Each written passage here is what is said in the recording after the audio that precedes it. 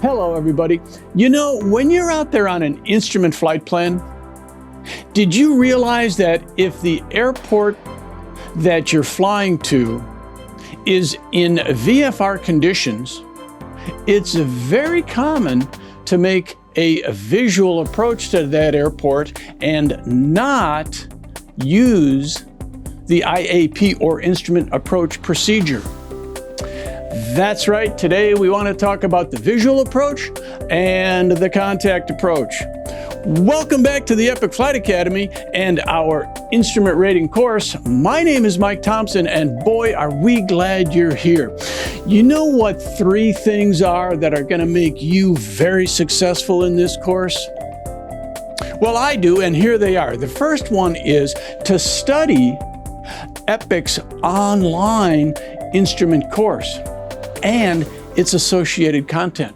And the second one is to watch yours truly and hit the subscribe button down below. And then thirdly, and of course, you are going to want to review all of this content one-on-one with your flight instructor. So let's talk about that visual approach. A visual approach is likely to be the most common type of approach that you shoot on an IFR flight plan. Yeah, believe it or not. For a visual approach to occur, these conditions must be met. Number 1, the airport must be VFR. Now, we all know what that means. VFR means a 3,000-foot ceiling and 5 statute miles of visibility. But notice in our slide here, it says 3 statute miles and 1,000.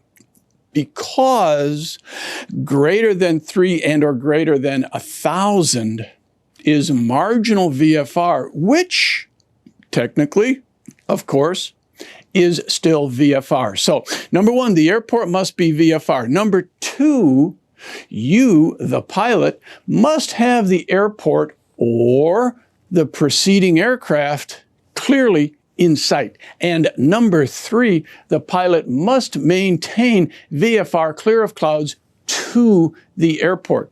Now, you know where we're going to find this information? We are going to find this information in the AIM, and it is in Chapter 5, Section 4, Paragraph 23, Visual Approach Procedures.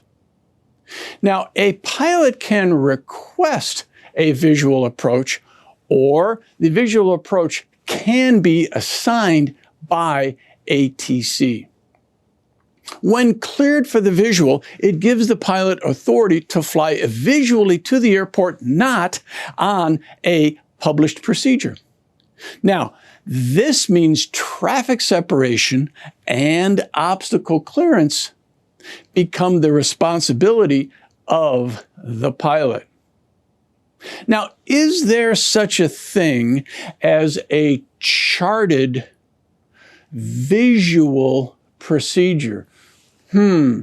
Guess what? The answer is yes.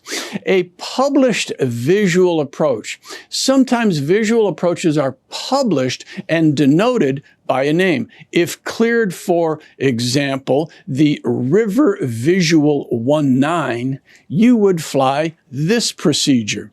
Now, take a look at our example here. This is the Ronald Reagan Washington National Airport published visual procedure. And do you think there's a reference for this?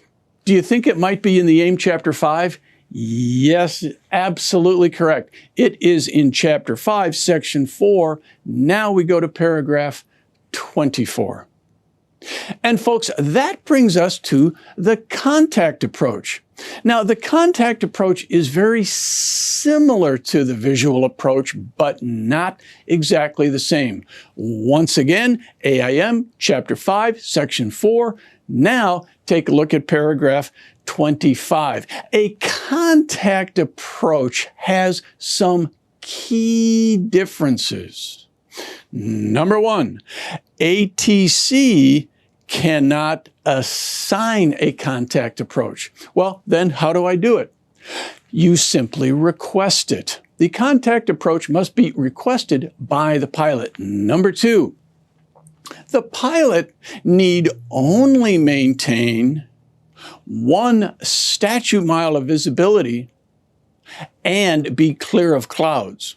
And number 3, you are not required to have the airport in sight, but ATC must have some reasonable assurance that you're going to be able to land in VFR conditions. Now, this type of approach, as you might imagine, is relatively rare.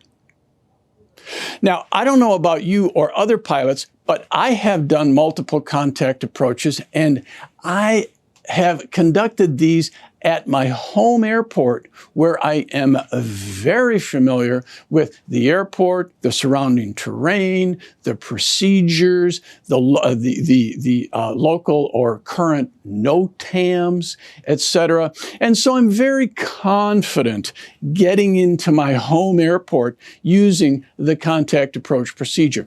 If I were to go to an airport that I was less familiar with, personally, I would not request a contact approach. Well, folks, that just about wraps up our information for the visual and contact approach. Join us next time.